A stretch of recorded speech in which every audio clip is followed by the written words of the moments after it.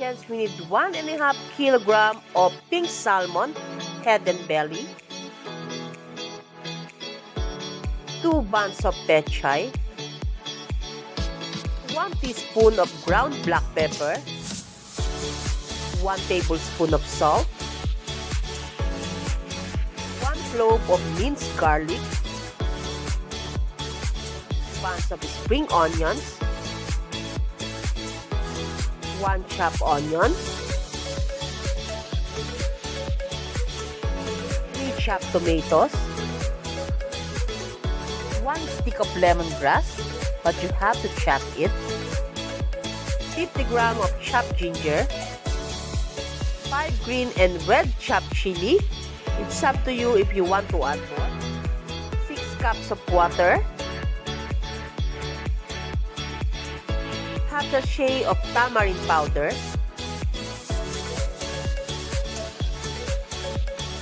and 50 ml of oil.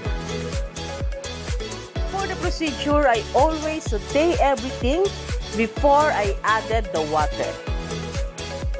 I was cooking a soup. I saute it to become more flavorful and more tasty. This is the secret. I saw someone who cooking a soup. He did not saute anything. He just put the boiled water and dumped everything one time.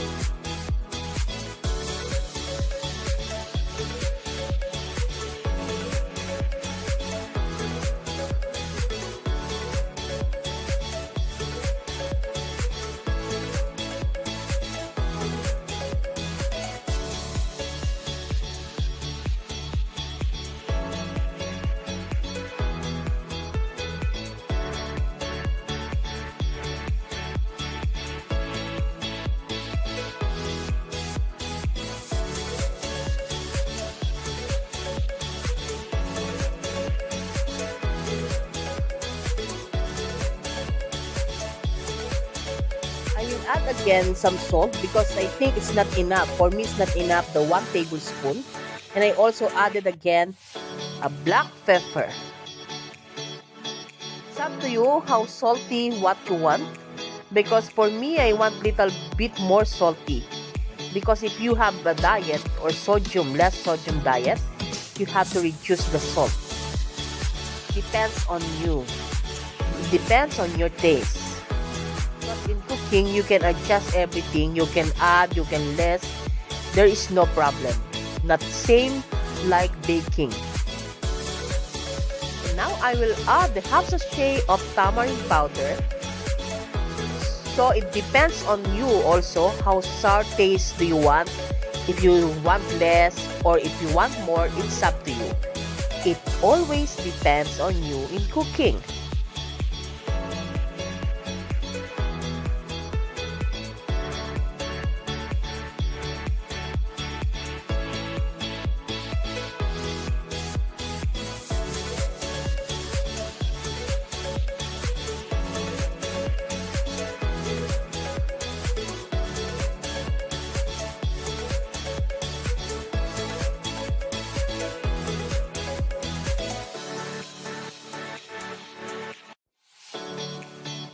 Now, our pink salmon soup is ready.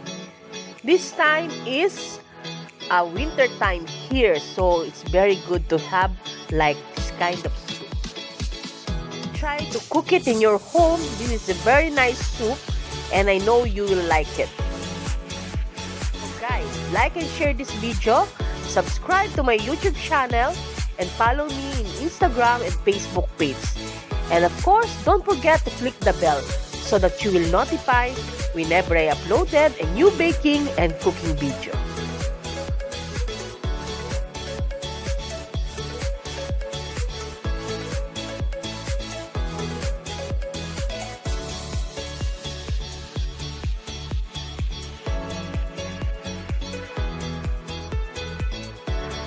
Of course, this is Chef Deborah. Thank you for watching, and I hope you enjoy cooking with me.